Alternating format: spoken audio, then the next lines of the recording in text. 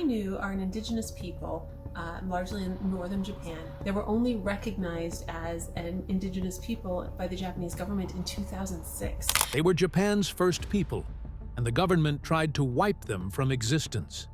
Their lands were stolen, their language banned, their children punished for speaking their own names.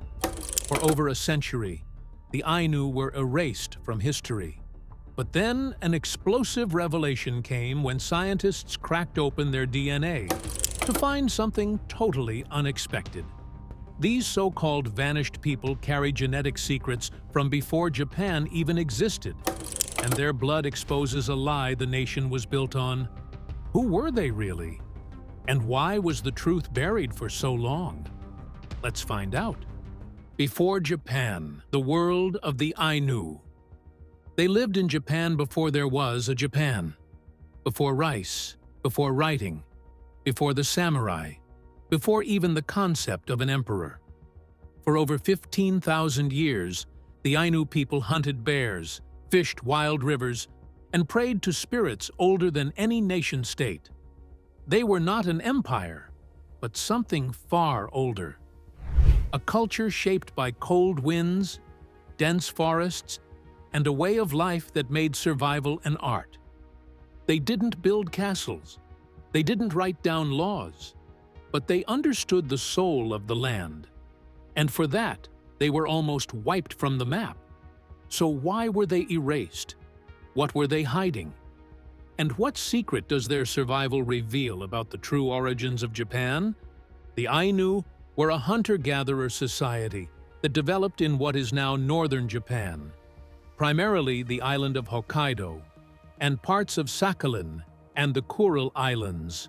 For millennia, they thrived in one of the most unforgiving climates in East Asia, subsisting on wild game, salmon, shellfish, and foraged plants.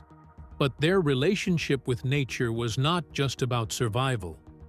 It was spiritual, deeply rooted in a worldview where everything around them was alive with meaning.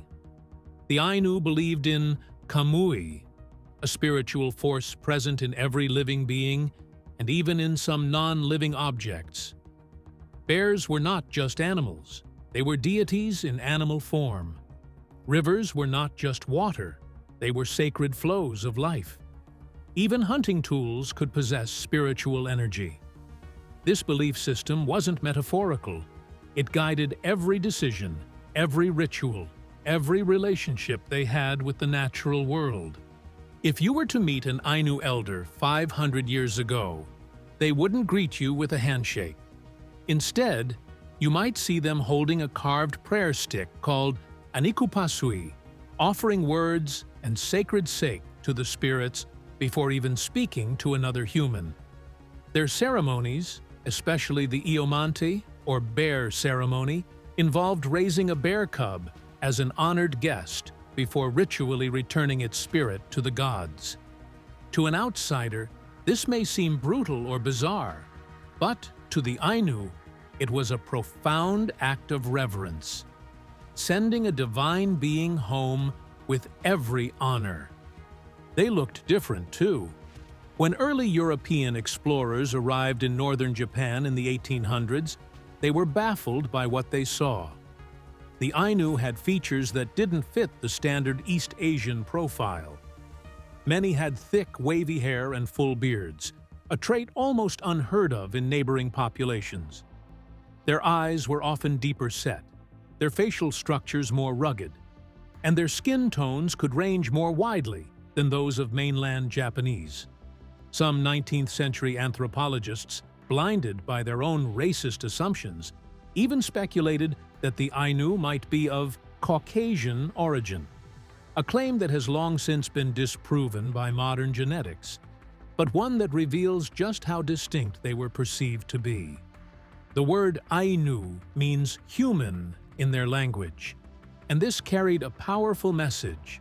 To be Ainu was to be in harmony with nature, with the spirits, and with the wisdom of generations past. Ainu communities lived in small villages known as kotan, usually near rivers, which were essential to both their survival and their rituals. Homes were constructed from timber and reeds, with central hearths that burned year-round.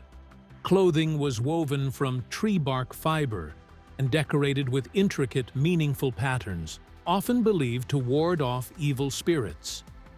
Ainu women were known for their mouth and hand tattoos, which began in childhood and were completed by marriage. These tattoos were sacred. They symbolized identity, protection, and passage into the afterlife. Their oral traditions were equally rich. Without a written language, the Ainu passed down knowledge, laws, and mythology through yukar, epic poems chanted by elders and storytellers. These were education, religious text, and historical record all rolled into one. A single yukar could take hours to recite and would often be memorized in full by young apprentices. They told stories of gods descending to earth, of heroic ancestors taming rivers, and of moral lessons drawn from nature itself. Many of these epics were lost in the 20th century, but some survived in hidden recordings and are now being translated and taught once again. When Japan's modern government banned them, it wasn't just an attack on stories. It was a violent disruption of generational memory. As one modern Ainu activist put it, they tried to take away our language, our land, our names, but they couldn't take the fact that we were still here. The genome that shook Japanese history. In 2021, scientists uncovered something so shocking that it instantly disrupted everything Japan thought it knew about its own origins. For more than a century, the Japanese state had promoted the idea of a unified, homogeneous people. One language, one culture, one ancestry. But with the publication of a groundbreaking genome-wide study using the most advanced DNA sequencing ever applied to a non-European population, that illusion began to unravel in real time.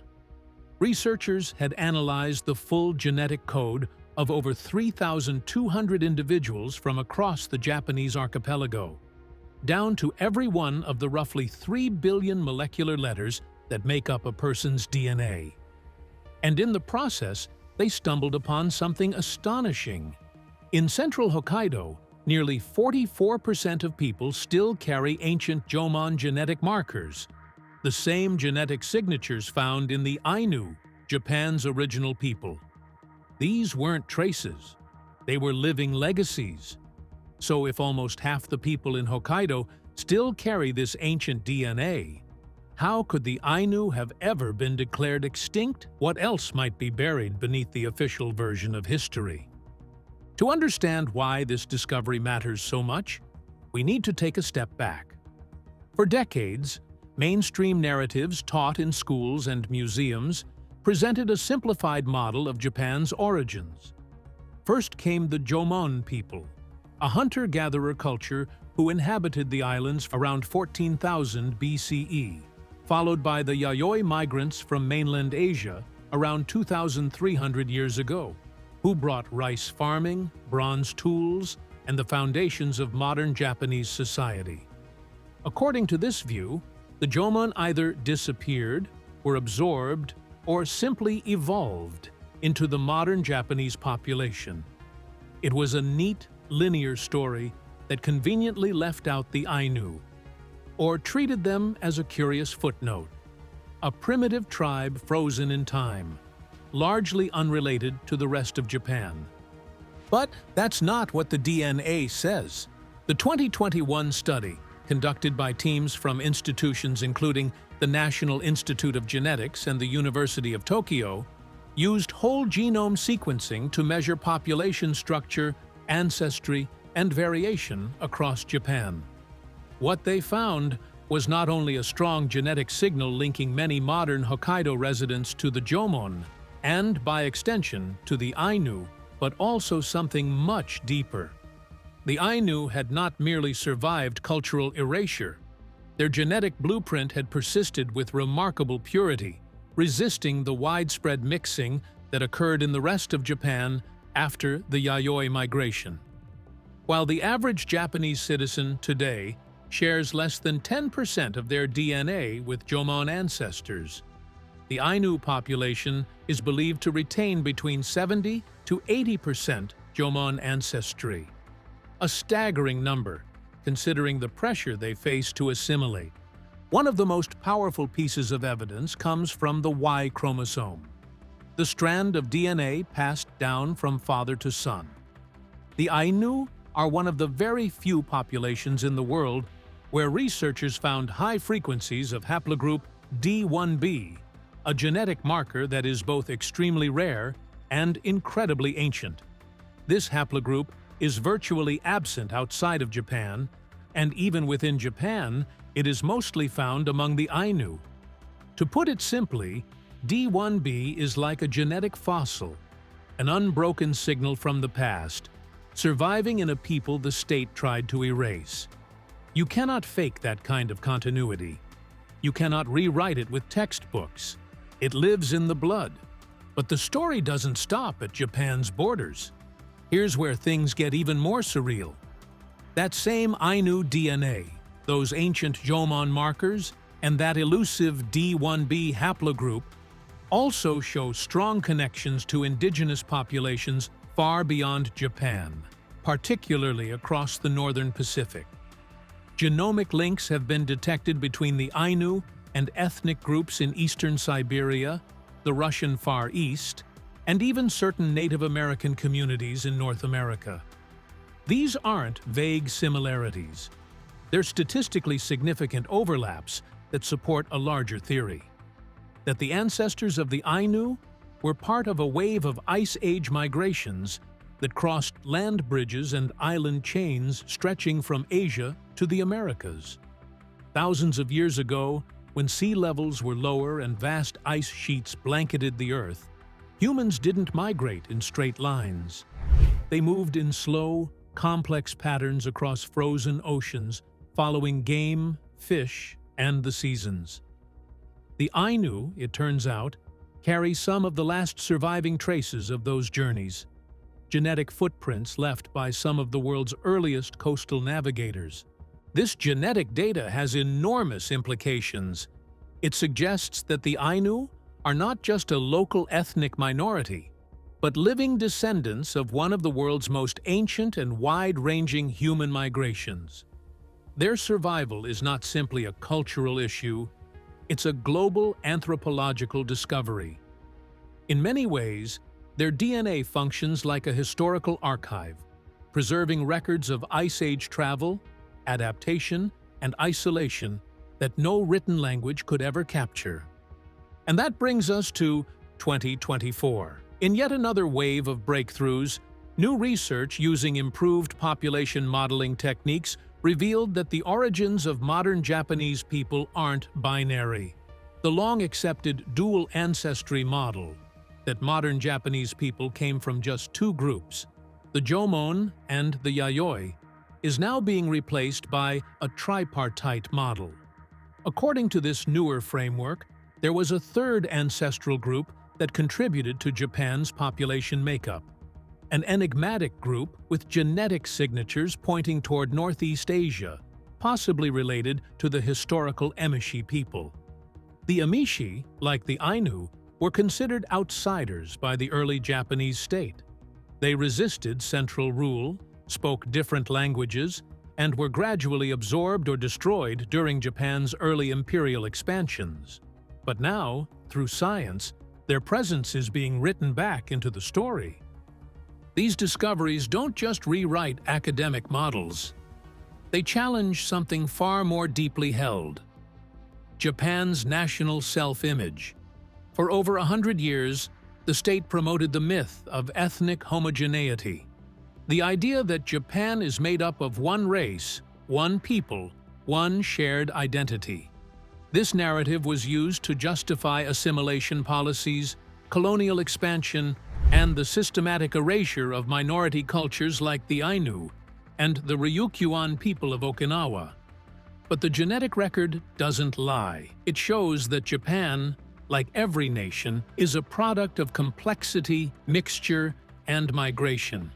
And when nearly half the population of Hokkaido still carries Ainu blood, and when a rare genetic signature like D1B exists almost nowhere else on Earth, it becomes impossible to maintain the illusion of a pure, uniform past.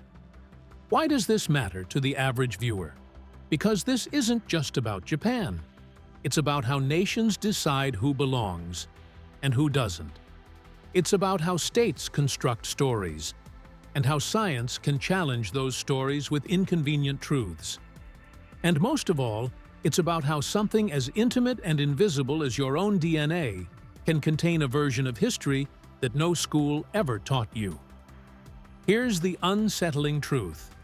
If scientists hadn't done this research, if they hadn't looked closely at who still carries these ancient markers, we might still believe the lie that the Ainu had vanished. But they didn't vanish. They were pushed to the margins, rebranded as relics, and written out of modern identity. Yet their DNA was quietly writing a different story all along. And now that story is out in the open.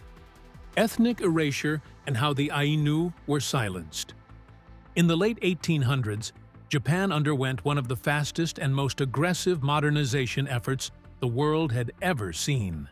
The Meiji Restoration, beginning in 1868, marked a turning point when the country transformed itself from a collection of feudal domains into a centralized, industrialized nation-state. It abolished the samurai class, built railroads, adopted Western-style governance, and introduced compulsory education. But it also introduced something far more insidious: a manufactured idea of national unity. Japan wanted to be seen by the West as modern, powerful, and civilized. That meant looking in the mirror and erasing anything that didn't fit the new image. And at the very top of that list were the Ainu. Why did a country building railways and factories feel so threatened by a group of fishermen and hunters in the northern wilderness? What was so dangerous about a culture that didn't believe in empires? The problem, from the state's point of view, was visibility. The Ainu looked different. They lived differently. They had their own language, their own religion, their own names, their own way of dressing, eating, and dying. Their ceremonies involved offerings to spirits. Their women wore tattoos. Their worldview placed nature above man, not the other way around. To the Meiji government, obsessed with showing the West that Japan was not a backwards island but a rising imperial power, this kind of cultural diversity was not seen as richness. It was seen as a liability. In 1899, the Japanese government passed a law called the Hokkaido Former Aborigines Protection Act. On the surface, the name suggests care, possibly even respect, a promise to look after the indigenous people of Hokkaido. But the law's true purpose was the opposite. It was not designed to protect. It was designed to erase.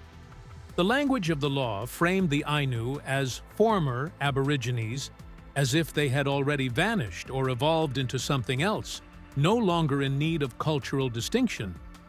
What followed was a series of state actions that deliberately targeted every layer of Ainu life: land, language, religion, and memory. First came the land. Traditional Ainu territories were vast and fluid. These were not measured in fences or deeds, but in rivers, forests, migration routes, and ancestral sites of ceremony and burial. The Meiji government ignored all of this. Under the new law, Ainu land was nationalized, meaning it was seized and reclassified as state property. Much of it was then redistributed to ethnic Japanese settlers who were incentivized to move north and develop the island. These settlers were given farming plots, tools, and legal support. The Ainu, by contrast, were given poor, infertile land that could barely sustain a family, and they were told to farm it despite having no cultural or generational connection to agriculture. The result was forced economic collapse. Ainu people, who had survived for generations by hunting, fishing, and gathering, were now pushed into an alien way of life with no resources and no support. Hunting was restricted. Salmon fishing, a cornerstone of the Ainu diet and ritual calendar, was regulated or outright banned. Bear hunting, central to their spiritual practice, was criminalized. These weren't random policies. They were targeted pressure points, calculated to break the relationship between the Ainu and the land, and to turn self-sufficient communities into dependent ones. But the cultural violence went even further. Ainu children were forced into Japanese language schools where they were given Japanese names and forbidden from speaking their mother tongue. If a child spoke Ainu in class, they were punished, often beaten with a stick in front of their peers. Over time, children began to associate their own language with pain and humiliation. Many stopped speaking it altogether. Some grew up believing it was wrong to teach their children Ainu, thinking they were protecting them from shame or discrimination. And so the language began to vanish, not through accident or neglect, but through deliberate state policy. Traditional Ainu tattoos, deeply spiritual markings worn by women around the mouth and hands, were outlawed as barbaric. Women who continued to practice this ritual could be fined, harassed, or imprisoned. Ceremonies, like the sacred Iomante bear send-off, were framed as cruel or pagan and banned under laws meant to civilize the population. The Ainu's entire cosmology, their understanding of life, death, the spirit world, and the seasons, was made illegal. Even history was rewritten. Japanese textbooks began describing Hokkaido as an empty land before Japanese settlers arrived. The Ainu were not mentioned, or were framed as prehistoric remnants who had simply faded away. School children across the country were taught that Japan had always been unified, always one people, always one culture. This historical erasure was intentional. It was designed to make the presence of indigenous people not just politically inconvenient, but conceptually impossible. How can you claim to be an ancient, unified nation if a distinct people still live within your borders who never consented to your rule? This silencing had legal consequences too. Because the Ainu were not recognized as a separate ethnic group under Japanese law for most of the 20th century, they had no legal claim to ancestral land, no rights to maintain cultural practices, and no recognition in political discourse. They became invisible not only in the public imagination, but in the legal framework of the state itself. The psychological toll of this erasure was devastating. Many Ainu people, especially those born in the mid-20th century, grew up ashamed of who they were. They were told that being Ainu was backward, rural, impure, or embarrassing. Some changed their surnames. Others denied their ancestry to employers, teachers, and even family members. A culture that had endured for over 15,000 years was being crushed in a few generations, not by war or disease, but by paperwork, classrooms, and silence. And here's the question that few people ever ask. Why did this happen at the very moment Japan was becoming modern? Shouldn't modernization mean more freedom, more rights, more openness? In the case of the Ainu, modernization was weaponized. It was used as a justification to erase difference. The Meiji state wanted railways and factories, but it also wanted a clean national identity. And a people who had never bowed to the emperor, who prayed to river spirits and hunted bears with arrows, did not fit. What happened to the Ainu was not just cultural suppression. It was systematic erasure carried out with the precision of law, policy, and education. It was designed. And as the science now shows, the attempt to erase them failed. But the damage it caused remains. The return of the Ainu. Even as the Japanese government tried to erase them, the Ainu did not vanish. They adapted. They hid what they needed to hide. They held on to fragments of language, gestures, rituals, and stories, passing them down in whispers, in carvings, in lullabies that never made it into school books. If the state insisted they were gone, they would survive anyway, just not in plain sight.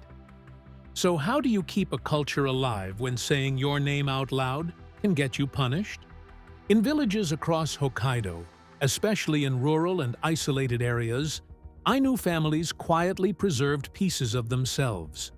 Women who had been forced to stop tattooing their mouths and hands began covering the remaining marks with gloves or scarves.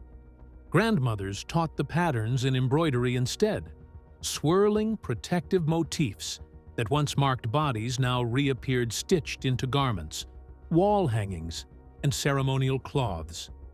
Elders who still remembered the old songs would sometimes hum them under their breath while weaving or cooking, teaching children the melodies without ever calling them Ainu songs. Wood carving, once central to Ainu homes and spiritual objects, became a way to encode memory in everyday tools and decorative items, even if their religious meanings had to remain unspoken. Language, especially, became a battleground. In some households, Ainu words were used only among trusted family members, never outside the home. Children grew up hearing both Japanese and Ainu, but were warned not to speak the latter in school. Many stopped entirely. By the mid-20th century, only a small number of fluent native speakers remained, most of them elderly, and all of them aware that what they carried could disappear with them. But beginning in the 1960s, a quiet resistance started to take form. One of the most important figures was Shigeru Kayano, an Ainu man born in 1926, who became a linguist, politician, and cultural advocate. Kayano began recording oral histories, collecting vocabulary, and documenting ceremonies from the elders who still remembered. He founded libraries, compiled dictionaries, and pushed for the preservation of Ainu language in schools and media. He was the first Ainu to be elected to Japan's national legislature. His work became the backbone of the cultural revival movement, and his legacy still shapes language education today. In 1946, shortly after the end of World War II, the Ainu Association of Hokkaido was established. It gave Ainu communities an official voice, not just in cultural matters, but in the legal and political struggles over land, recognition, and resource access. Over the decades, the association became a hub for activism, education, and negotiation with the Japanese government, pushing for the rights that had been denied for generations. But even as Ainu elders worked to preserve knowledge and activists fought for legal recognition, something unexpected happened. Science caught up. In 2008, after decades of political pressure, Japan officially recognized the Ainu as an indigenous people. But it wasn't until the genetic studies of the 2020s that the government and the public began to fully understand what that actually meant.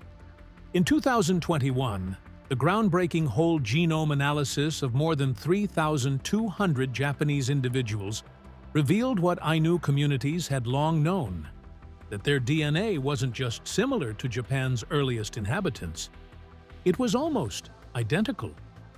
Their blood carried the genetic signature of the Jomon people, stretching back over 15,000 years.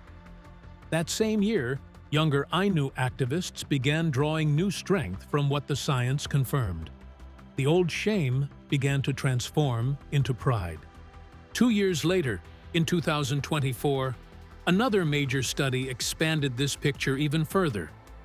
It showed that modern Japanese people were not descended from just 2 ancestral groups, as once believed, but 3. Alongside the Jomon and Yayoi lineages, the research identified a third group with origins in northeastern Asia. This more complex model not only confirmed the uniqueness of the Ainu genetic profile, but helped explain how some elements of their culture, especially their connection to other Arctic and coastal communities, had persisted so clearly despite thousands of years of pressure. This scientific validation triggered a cultural awakening.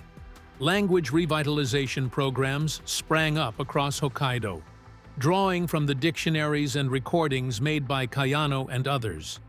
Smartphone apps were developed to teach basic vocabulary to Ainu youth. Online courses, community classes, and digital archives allowed a new generation to reclaim what had nearly been lost. And they weren't content to simply preserve. They began to create. Young Ainu artists and musicians started reinterpreting traditional styles into new forms. Tattoo designs that had been banned a century earlier began appearing again, not just in ceremonies but in street fashion, body art, and performance. Ainu motifs and color palettes were woven into modern fashion and interior design. Musicians sampled traditional instruments and folk melodies into new genres. These weren't nostalgic gestures. They were political. They were declarations of presence in a country that once tried to pretend they had disappeared. One of the most visible examples of this resurgence is the National Ainu Museum, also known as Upopoi, which opened in Shiraoi, Hokkaido. It serves as both a museum and cultural complex, with exhibitions, workshops, performances, and educational programming, all led by Ainu experts and community members. Its purpose is not only to teach visitors about the past, but to connect them to a living culture. And outside of Japan, Ainu artists and scholars have begun building global connections with other indigenous groups.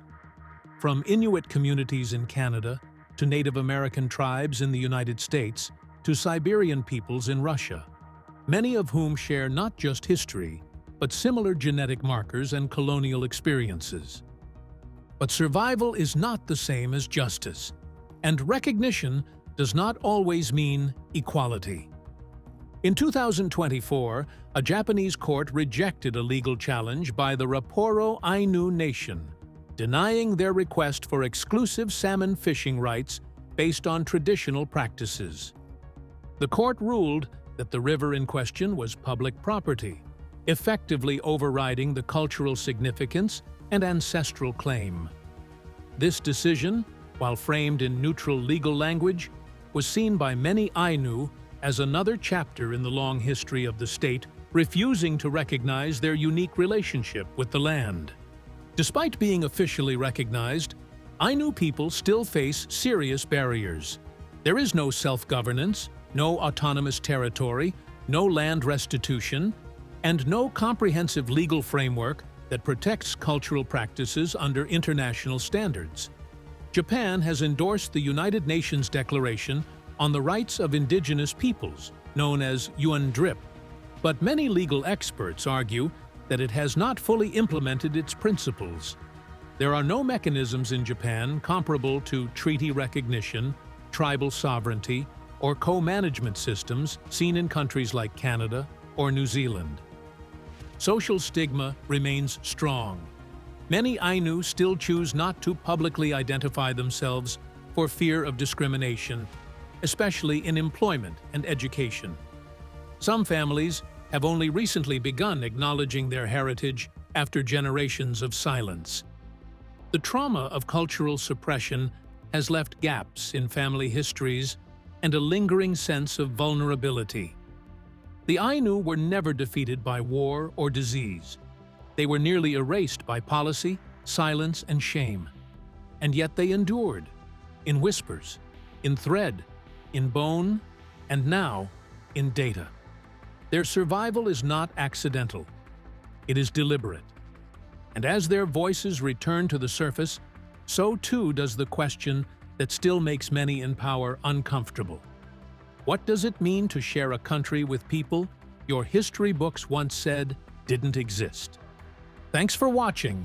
If you enjoyed this, don't forget to like, comment, and subscribe. Click the next video for more exciting content.